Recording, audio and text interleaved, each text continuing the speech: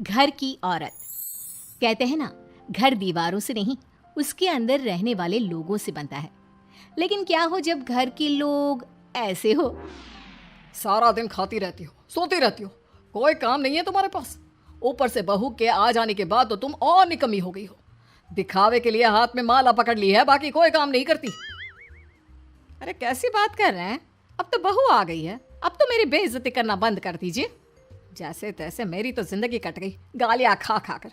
अरे उस बेचारी को तो छोड़ दीजिए। तभी बेटे के जोर जोर से चिल्लाने की आवाज आती है। कहा था ना तुमसे रिजाइन कर दो, क्यों नहीं किया? और ये पर्स लटका कर कहाँ निकली? चलो कमरे में, काम करो घर का। बहू बेटे की लड़ाई सुनकर सास ससुर बाहर आ जाते हैं। सामने खड़ी होती है नई नवेली बहू रीमा। देख लीजिए माँ जी, शादी से पहले तो मेरे माँ पापा के सामने कहा था कि शादी के बाद नौकरी करने देंगे, लेकिन अब क्या कह रहे हैं? तो तुम माँ जी को क्यों बोल रही है बहू? अब उसका मन रहा होगा, अब नहीं है। पर पिताजी, उसके मन से मेरा करियर तो नहीं चल सकता ना। ससुर को बहू की बात पर गुस्सा आ जाता है। वो बेटी की तरफ देखता है। पापा से जबान लड़ाती है, रुक। ये बोलकर वो पत्नी को खींचकर कमरे में ले जाता है और बंद कर देता है।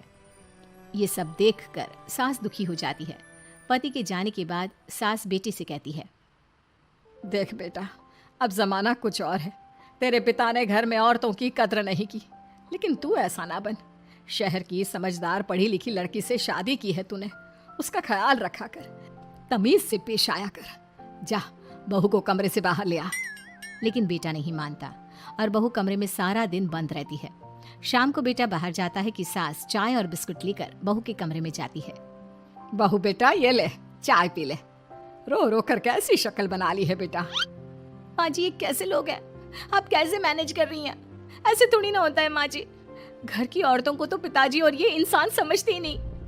क्या करूं बेटा, मैंने तो जैसे तैसे सह लिया, लेकिन तू ना सहना।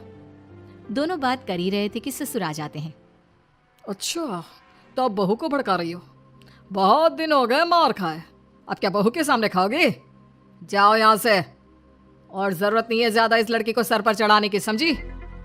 बहू को ससुर की बात पर गुस्सा आ जाता है, लेकिन वो कुछ नहीं कहती। आए दिन बहू देखती है कि कैसे उसकी सास और उसके साथ उसका ससुर और पति गंदा व्यवहार करते हैं। फिर एक दिन, ये क्या बनाया है? खाना बनाना नहीं आता क्या? ये बोलकर वो खाने की भरी सारी थाली फेंक देता है। अरे बेटा कोई बात नहीं, शांत हो जा, मैं अभी बाहर से कुछ मंगवा देता हूँ।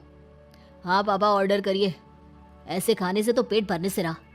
वैसे खाना तुमको बनाना आता नहीं और बाहर जाकर नौकरी करना चाहती हो। और तुम जैसे को तो पूछते भी नहीं है बाहर।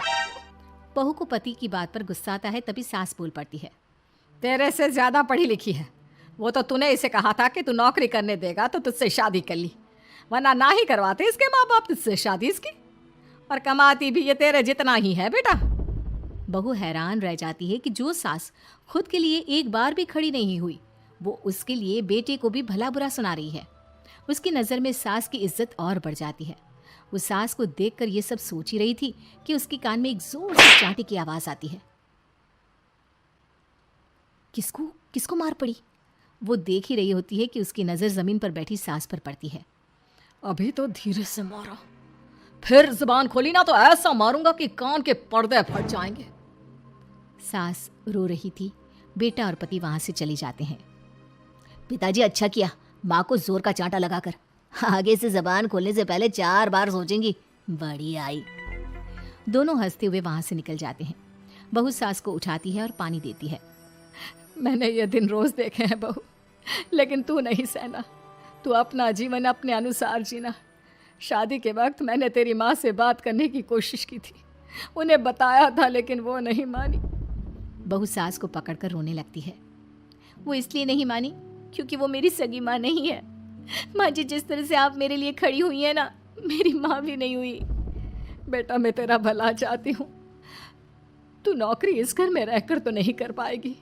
एक काम कर, इस घर से चली जा, पैसे कमा और खुश रह। माँ जी, हो सकता है कल तक मैं आपके इस फैसले को मान जाती, लेकिन आज नहीं। माँ जी, आप यहाँ इस नर्क को झेले और मैं आपको छोड़कर चली जाऊं? नहीं, कभी नहीं। अगले रोज, सुनिए, वो क्या है ना, मुझे कुछ कपड़े और गहनों की ज़रूरत है, तो ज़रा पैसे दीजिए ना। अब आप घर के मर्द हो तो पैसे तो आपसे ही मांगूंगी ना।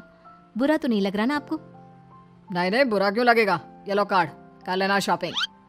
अगले रोज बिजली का बिल आया है 10,000 का, भर दीजिएगा। इतना बिल कैसे आ गया? बेटा वो क्या है ना, सारा दिन बहू घर में रहती है तो कमरे में एसी और टीवी चलता रहता है। अब कम से कम बाहर जाए तो 4 पैसे कमा कर लाए। लेकिन हम लोगों को थोड़ी ना औरत की कमाई खानी है, वो तो मर्द ही करता है ना। पति पर्स देखता है और फिर हाँ माँ, ठीक बोल रही हो। खैर चलता हूँ, ऑफिस का वक्त हो गया है। पति ऑफिस से पिता को फोन करता है। पापा, घर के खर्चे तो बढ़ते ही जा रहे हैं, ऊपर से महंगाई आप देख रहे हैं। मैं सोच रहा हूँ क्यों ना मीना को नौकरी के लिए हाँ कर दूँ, 4 पैसे ही लाएगी ना घर में। वो तो तू ठीक बोल रहा है, लेकिन ये औरत की जात, कल को 4 पैसे कमाने लगे तो यह नहीं कि सर पर चढ़कर नाचे। हाँ पिताजी, बात तो सही है। वो तो आप हैं जो माँ को मुट्ठी में रखा है, वरना मेरी वाली तो। खैर सोचते इस बारे में। शाम को पूरा परिवार साथ बैठा होता है। वो कल पनीर की सब्जी बनानी है तो थोड़े पैसे देकर जाना। और हाँ, कीर्तन भी रखा है संडे को, उसके लिए सामान की लिस्ट बना दी है, ले आना। पापा को दे दो, वो ले आएंगे। अरे पापा कहाँ से ले आएंगे, मेरे पास नहीं है पैसे वैसे। लो, पैसे ही नहीं है? मेरे पापा की जेब तो हमेशा नोटों से भरी रहती है। बेटा, लक्ष्मी को जो पूछता है ना, उसके पास लक्ष्मी रहती है। जो घर की औरतों को मारे पीटे, वो भला कैसे लक्ष्मी का लाभ ले सकता है। वाह वाह, क्या बात है, तो जबान खुल रही है तुम्हारी। लगता है भूल गई पुरानी मार और डांट, क्या? हाँ माँ जी, शांत हो जाइए। मैं नहीं देख सकती आपको मार खाता, और फिर हो सकता है कि मैं आपको बचाने आऊँ तो ये भी मुझे मारे। ठीक है बहू, मैं कुछ नहीं कहती, तू ये लिस्ट बस दे दे, मैं चली आराम करने। फिर अगले रोज, सुनिए जी, वो मायके जाना है। वो क्या है ना, शादी के बाद से गई नहीं, तो ट्रेन की टिकट बुक करवा देना। तो मैं भी तो साथ जाऊंगा ना तुम्हारे। तो ठीक है, फिर फ्लाइट की ही टिकट करवा दीजिए। वो क्या है ना, अच्छा थोड़ी ना लगता है आप पहली बार मेरे साथ जा रहे हो और हम ट्रेन से चले, ठीक है ना? पति ऑफिस जाता है, जहाँ उसका दोस्त कहता है, अरे क्या हो गया यार, परेशान सा दिख रहा है। तेरी तो नई नई शादी हुई है, भाभी परेशान कर रही है क्या?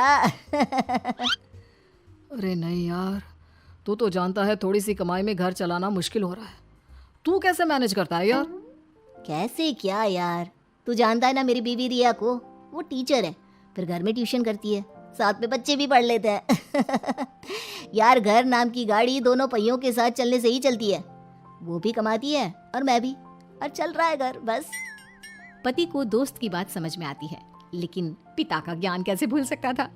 भाई कल को सर पर चढ़कर नाचने लगी तो। शाम को घर आता है, जहाँ उसकी बुआ और उसका बेटा बैठे होते हैं। अरे आ गया लल्ला, कैसा थका थका सा लग रहा है, सब ठीक है ना? नमस्ते बुआ, कैसे आना हुआ? कैसा है रमेश? भाई को तो भाई की याद ही नहीं आती। अरे नहीं नहीं भैया, याद नहीं आती तो यहाँ कैसे आता। ये लीजिए मेरी शादी का कार्ड, जरूर आना। पति कार्ड खोलता है। डॉक्टर रश्मि, अरे वाह, तेरी होने वाली बीवी डॉक्टर है। और क्या भैया, आपकी बीवी इंजीनियर तो मेरी डॉक्टर। तभी वहाँ सास आ जाती है।